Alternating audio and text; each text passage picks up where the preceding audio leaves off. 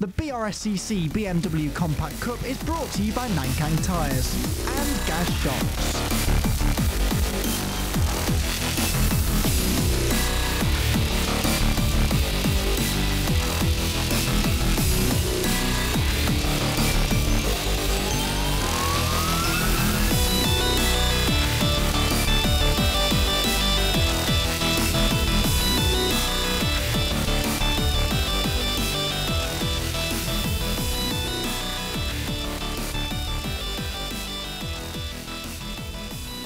Hello and welcome to the next round in the Nankang Tyres BMW Compact Cup. Before the racing gets underway, we caught up with Championship Coordinator Greg Graham for his thoughts at the midway point of the season.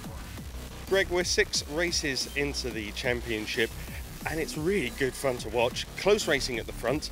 Talk us through how it is from a coordinator's point of view. Frenetic most of the time, to be perfectly honest with you. It's good fun. It's just as good fun managing it. I was going to say as driving in it, that's not quite the case, but it's rewarding when you see 33 cars out halfway through the season. The numbers are growing as well. We've got new guys. We've got a chap from Milan who's built his car in Milan and drove it over to race this weekend, Alessandro Albano. We've got new people joining us next month. You know, we've got three new drivers this weekend. It's fantastic. It's going from strength to strength.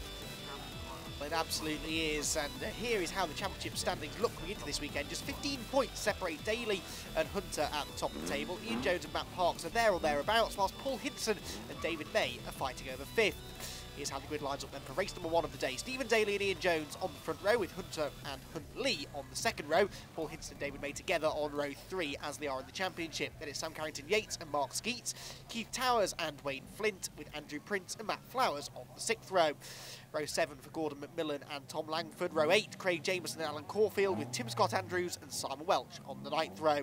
Next up are Martin Gadsby and Mike Doble to round out the top 20. Then Liam McGill and Mikey Doble ahead of Aaron Morgan and Jim Barrett. Jonathan Atkinson and Phil Adcock are next, then Phil Sharp and Nick Edmond. Andrew Woodbine and Alessandro Albano, the man from Milan, round out the top 30. Colin Way, Tom Griffiths and Matt Parks. Now, Griffiths and Parks both had issues in qualifying. Griffiths didn't set a time, Parks was excluded. They both should be up towards the top 10 as the lights go out. We are away and racing for the first time here at the ultra high-speed Castle Combe circuit, and already it's getting quite congested in the middle of the top 10. On board with David May. To our right was Owen Hunter, to our left was Ben Huntley. There's already a bit of trim dangling off the back of Owen Hunter's car. But for the race lead, they are side by side on the rush up towards Quarry Corner for the first time. On the inside line is Stephen Daly. On the outside is Ian Jones. Can Ian go right around the outside? He's going to try it, but the grip is on the inside, surely. And Daly will go through on board with Tom Langford, and that is a very close moment as Mark Skeets loses control right in front of most of the pack, spins back into the middle of the road, and miraculously is missed by everybody. So at the front of the field, whoops, that's Ben Huntley across the grass from 4th position. He rejoins still in 4th place, just ahead of Paul Hinson, but right at the front of the field it is the top 3 cars in the championship who are top 3 in the race, but in a slightly different order. It is the championship leader Stephen Daly in front, but Ian Jones, 3rd in the points and 8 points behind Owen Hunter, is ahead of Owen at this early stage of the race. On board with Simon Welch a bit further back. He's running in amongst the ever-exciting midfield squabbles that are going on throughout the field. But at the head of the field, the top 3 starting to break away. Huntley 4th, Hinson 5th, David May 6th, and then everyone else following in behind. Now, with the high-speed nature of this Castle Combe circuit, it can be difficult sometimes to make a break at the front of the field and pull away from everybody else. So it could well be that we see those top 3 cars continue to run closely together. However, this will help Stephen Daly because they're side by side behind him now. Ian Jones ran wide at the final corner, lost himself momentum, and Owen Hunter was straight up the inside. They're still side by side though as they go up towards Avon Rise for the second time of asking, but on the inside line you'd imagine that Owen Hunter should be able to go through, and indeed he does. He makes the move stick before they hit the brakes at the top of the hill. So Daly leads the way. Hunter now into that 2nd place. 15 points behind Stephen Daly going into this weekend is Owen Hunter. That is catchable, but he needs to start doing something about it now, really. He could do with beating Stephen Daly in at least one, preferably both of the races this weekend at Castle Combe, to start to close down that championship advantage. The rest of them filing through there. Sam Carrington-Yates in the number 17 car. Further back, the battle's as intense as ever. On board again with Simon Welch. There's someone on the... That's a strange place to be on the grass. On the inside at Hammerdown. I've not seen a car off there before. Whoops. And that was Andrew Prince, wasn't it? The number 29 car, who had a really good qualifying in 11th place on the grid. the race not quite going to plan. It's definitely starting to go to plan though for Owen Hunter, because he is closing in on the race leader Stephen Daly. The lead has definitely come down. It's only about a car length between them now, so Owen Hunter on the attack, looking to the inside of the KC Motorsport car, driven by the reigning champion Stephen Daly. And Owen Hunter having a real career season this year. He is by far the most competitive he's ever been as far as race wins are concerned, and the championship situation as well. And Owen Hunter really does want to get that first title in the championship. Back on board with David May, running down in a 6th position, in behind Paul Hinson, as the leaders overlap slightly going in towards Quarry. But on the outside line, Hunter was never quite likely to go through there. What about the switchback on the exit though? Remember, 12 months ago, Stephen Daly and James Gornall engaging in a very similar tussle to this. It did unfortunately end in contact though in the end. Penalties were applied, and that would have a big say in the way the championship was concluded last year. This year, are we going to see them keep it a bit cleaner with Stephen Daly, Owen Hunter and Ian Jones? But David May, Paul Hinson, they've all had standout years as well to be on the fringes of the top 5. There is David May, he's now caught Paul Hinson. Can he do anything about finding a way through into the top 5? He's had a couple of top 5s this year. David, in fact, got his first top 5s of the year at the start of the season. Really has come on strong since 2017. A bit of winter testing, no doubt, and a bit of winter fettling of the car. Now we're heading towards Quarry, the best overtaking opportunity on the circuit. I'm not sure Hunter's quite close enough. On board with David May, meanwhile, and in front of us we've got Paul Hinson battling away with Ben Huntley. I think that this group also got caught out by the back marker, and so that's congested these 3 cars as well. Leaders back up towards Quarry. Ian Jones now starts to go on the attack as Stephen Daly's a bit wayward through the right-hander. Had Owen Hunter been a car length or so closer, he might have got on the inside. He couldn't be much closer now, though, so they go back down towards the S's once again. But he's starting to run out of time. Only a handful of minutes left on the clock. Owen Hunter, can he do this? Can he find a way through and snatch the race lead away from Stephen Daly? Or is Daly going to be able to hang on for another race victory? Down towards Tower they go. Hunter weaving this way and that. There's a gap on the inside almost, but Daly just manages to get over to defend. Stephen Daly, let's not forget, has had 4 wins thus far in 2018. Owen Hunter just the one last time out at Cadwell, sorry, 2, beg your pardon, last time out at Cadwell Park. He was a double race winner, of course. At Cadwell was Owen Hunter. And he really wants to try and build on that momentum now as we head down towards the final turn. He's almost pushing Stephen Daly down the camp straight in towards the final corner. And that might just force Daly into the mistake. So the thinking goes for Owen Hunter, but it's not something that happens that often that Stephen Daly makes a mistake, but he's driving under such intense pressure here. One false move, and it doesn't have to be a big mistake, just a fraction late on the brakes, a fraction sideways on the power, and Owen Hunter will be through into the race lead, and surely that would be a lead that he would not relinquish easily. Lock up there for Daly. Is that mistake that Owen Hunter was waiting for? No, Daly still gets into the corner. There's almost contact. Maybe there was a bit of paint trading between the two of them as Daly really slowed it down mid-corner. Hunter is weaving this way and that, just can't quite find a way ahead. Down towards the S is fantastic racing there, this from the Nankang Tyres BMW Compact Cup, as it always is, and they've outdone themselves the last few races. Cadwell Park produced a set of thrillers, and Castle Combe, we always imagined the high-speed, slipstreaming nature of this circuit, we'd get more great racing, and we're being treated to that already here in race 1. Down towards Tower, onto the brakes. Daly just about hanging on to the race lead, but Owen Hunter is an ever-present threat in his mirrors. And it will not take much for Owen Hunter to find that gap and slip through. Back out of Bobby's, running out of time though, probably only one more lap to go I think after this one. Look at all this going on further back. Gordon McMillan, that is, the red and black car leading this next train of cars. Liam McGill we've got in there too. And look at Matt Parks. Matt Parks there at the back of that quartet of cars started 33rd on the grid, and he's not a million miles away from the top 10. A remarkable drive from him. Leaders though see the last lap board. They cross the start-finish line for the final time and go on to their final lap around the Castle Combe circuit. And Stephen Daly just looks as though he's built up a bit of a margin now over the 2 behind, but we've thought this on a few occasions during this race, and then a couple of corners later Owen Hunter is right back with him. Owen won't give in, that's for sure. He desperately wants to get this race victory. Ian Jones is on the grass and kicking bits of bodywork and debris and dust up into the air. Still running in third place, is he? And sort of just hoping that the top two in front of him come together. Bit of a moment there for Daly, a bit sideways coming out of the Essen. But every time a mistake comes, it's at a point where Owen Hunter is a little bit too far back to capitalise. Whenever Owen is latched right onto the rear bumper of the leading car, that seems to be when Stephen Daly is driving faultlessly without making any mistakes. Down in towards Tower, there's another mistake there though. That was definitely a bit too wayward on the way into the corner, so Hunter will close back in, but that was the last genuine overtaking opportunity on the circuit. We'll weave our way now through the Bobby chicane for the final time. There is one more corner to go, and it's only the bravest of the brave who will try and overtake down into this corner. Neither of these drivers lack commitment though. Stephen Daly will know this. He'll have to surely be as late on the brakes as he can into the final corner, which he is. And barring a mistake on the exit, I think that Stephen Daly is going to come through to take another race victory. But that was one of the hardest fought of the year. Owen Hunter is second. Ian Jones comes home in third place, some more solid points for him. Fourth place then for Ben Huntley, fifth was Paul Hinson, sixth David May, seventh for Sam Carrington-Yates, eighth Tom Langford, ninth Keith Towers, and Gordon McMillan rounds out the top 10. Owen Hunter gets the bonus point for the fastest lap, by the way. Liam McGill 11th, Matt Parks 33rd to 12th at the end of the race, 21 positions gained. Tom Griffiths there, also we mentioned, started from the back. He gained 16 places to work his way up the order as well.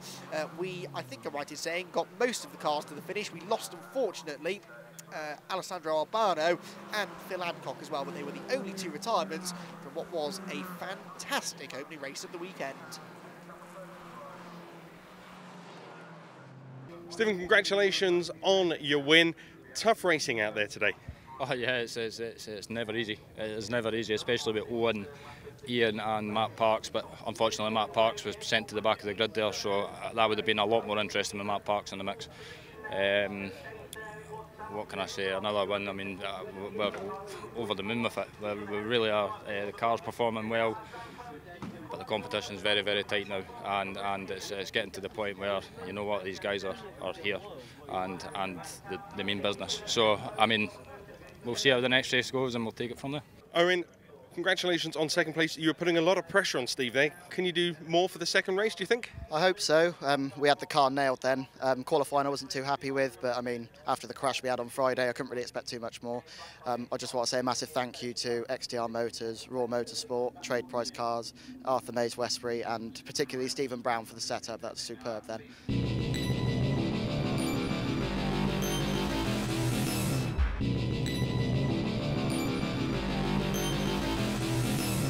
The drivers are getting ready for the second race of the Nankang Tyres BMW Compact Cup here at Castle Combe. And just give you some kind of idea of how full the grids are. They can't even hold all of the cars in the holding area ready to go out onto the grid. Now, race one, Stephen Daly absolutely dominated, but Mike Parks started well down the grid. The reason being, although he was quickest in qualifying, he had a disqualification. He's made it all the way up into 12th to start in the second race, so he's going to be one to watch to see how he goes through the field. It's over to Andy McEwan to take you through this exciting race. Thanks, Lloyd. I've got a feeling this is going to be a good one. Here's how they line up for it. Stephen Daly and Owen Hunter on the front row, with Ian Jones and Ben Huntley row 2. Paul Hinson and David May row 3. They start this one the way in which they finished the first race. So it's Sam Carrington-Yates and Tom Langford next, ahead of Keith Towers and Gordon McMillan, then Liam McGill and the remarkable Matt Parks. Craig Jameson and Wayne Flint are next, ahead of Matt Flowers and Tom Griffiths, another one to watch as he continues to work forwards. Andrew Prince and Simon Welch on the 9th row. Mike Doble and Alan Caulfield round out the top 20, ahead of Mark Skeets and Tim Scott Andrews. Mark, of course, trying to recover from that first lap spin in race one. The rest of them file through. We've got another full 33 car grid all the way down to our two retirements from race one, Alessandro Albano and Phil Adcock at the back. Well, race one, Stephen Daly may have led every lap, but that doesn't do the race justice. It was super intense, super close. What will race two bring? Let's find out. The lights go out. We are away and racing once more at Castle Combe, and on board with Stephen Daly from pole position. He's got the best of the start. He should lead on the way up towards turn number 1. There's lots of bumping and boring going on further back. Now, is Owen Hunter going to be able to find a gap in line, or is Ian Jones going to be able to come through and take second place? That's the question. On board with David May. It's a roadblock in front of us and a roadblock behind Stephen Daly. But look at that. Ian Jones has got up the inside, and he goes for the race lead as well. Oh, Oh, Ian Jones into the side of Stephen Daly. He's out wide, and Ian Jones, well up for the fight in race number 2, is trying to take the race lead away. Remarkable stuff. It's all kicked off straight away, but look at that. They are side by side. Jones on the inside line, leans on Stephen Daly, and he goes through to the race lead. More contact between them, though. Jones almost on the grass, but he just about hangs on. Daly second, Owen Hunter third-ish, but Paul Hinson is around the outside of him now, with David May joining in as well. Well, a dramatic start to the race, but Ian Jones from third to first. Contact between David May and Paul Hinson. Hinson on the grass, but rejoins as Stephen Daly, fired up after that first corner contact, immediately goes on the attack around the outside of Ian Jones, down towards Tower, tries to get the switch back, but that's left the door open for Hunter. There's not room for them all side by side. They have to get into some sort of order, which they do, and it is Jones in the lead. David May sideways in the background, but Daly second, Hunter third.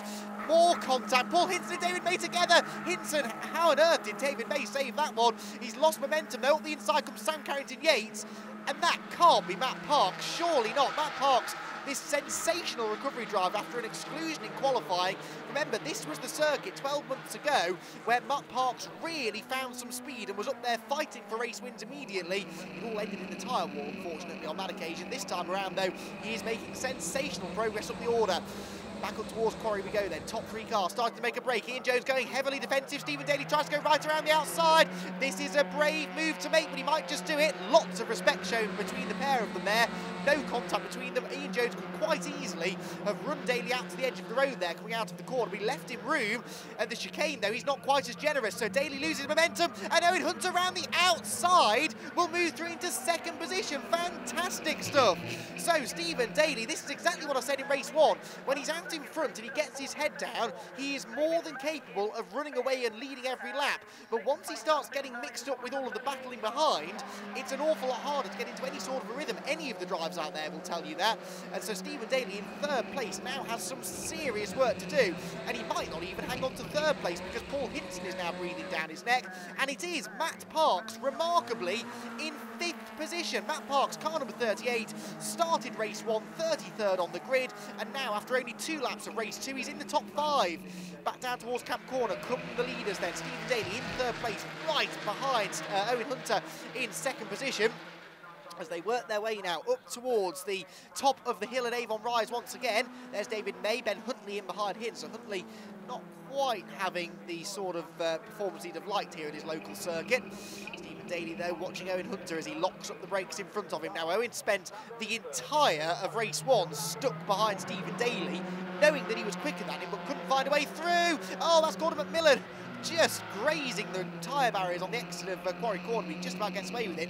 But yes, Owen Hunter was very frustrated after race 1. He knew he had the pace to win it, but he could not break down the defences of Stephen Daly, the race leader. Well, he's ahead of Daly now, but he's still not in the lead because he's now got Ian Jones in front of him.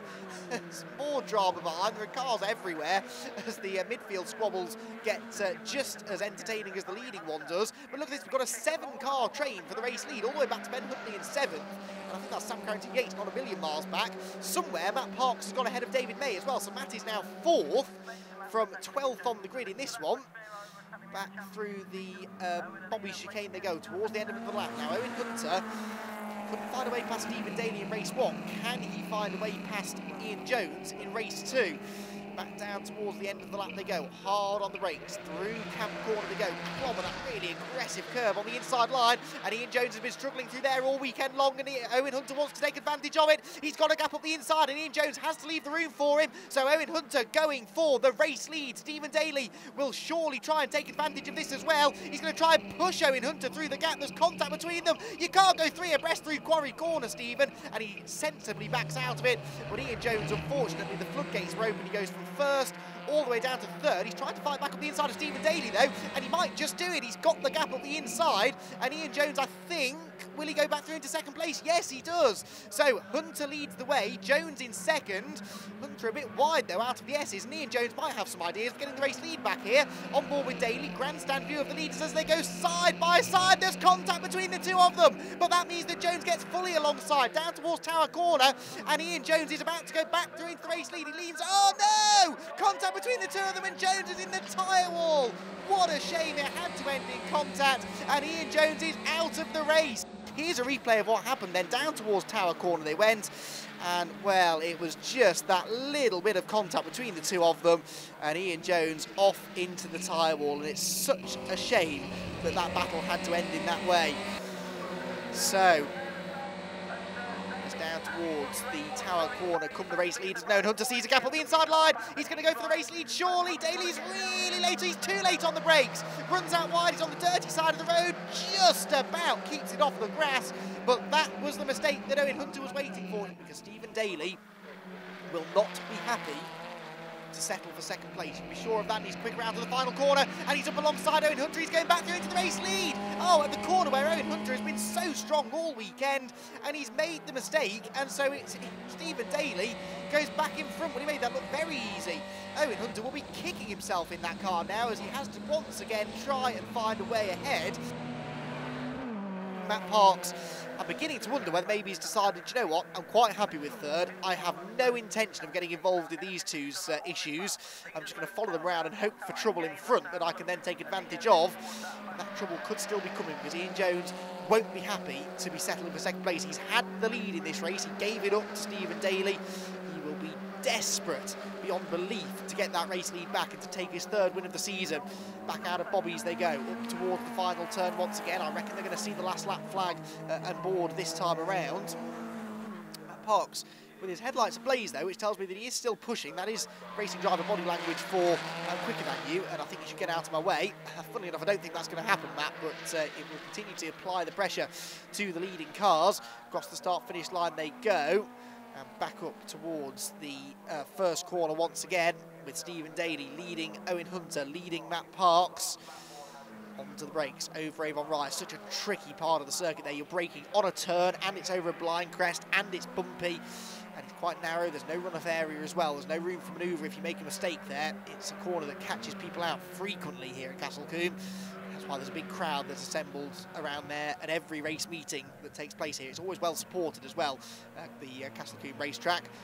Always nice to see a big crowd on hand to enjoy the sensational racing they've been provided this weekend. There's that final fourth I mentioned. Then we've got Sam Carrington-Yates ahead of Paul Hinson, making their way through as Owen Hunter is ducking and diving all over Stephen Daly as they head down into Tower. Stephen hasn't made that many mistakes this weekend, and any mistake he has been made, he's been able to fight back from pretty quickly.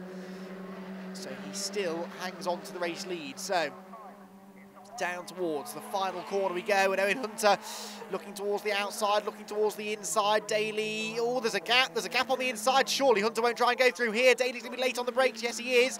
Turns in towards the final turn, over the curb, back out towards the edge of the road, and Stephen Daly is going to see the checkered flag and win a fantastic race here at Castle Combe. Race of the season by far. So Daly wins. Parks is elevated to second place though, because post-race, Owen Hunter was disqualified for the contact with Ian Jones, thus ending, realistically, his championship hopes, because you can't count a disqualification as a drop score. That's a real shame. Matt Parks there, confirmation that he got the fastest lap, as well as being elevated into second place, with David May rounding out the podium. Alessandro Albano was a double retiree. Liam McGill was out in that one as well. And we also lost Gordon McMillan, Ian Jones, and there is confirmation the exclusion for Owen Hunter. He won't be happy about that, but that unfortunately ends his championship hopes. So with that in mind, here is how the championship looks, and Stephen Daly suddenly has a 43-point lead over Matt Parks. The fight really now is for second between Parks, Hinson and Owen Hunter, who could still get second place if the rest of the season goes his way.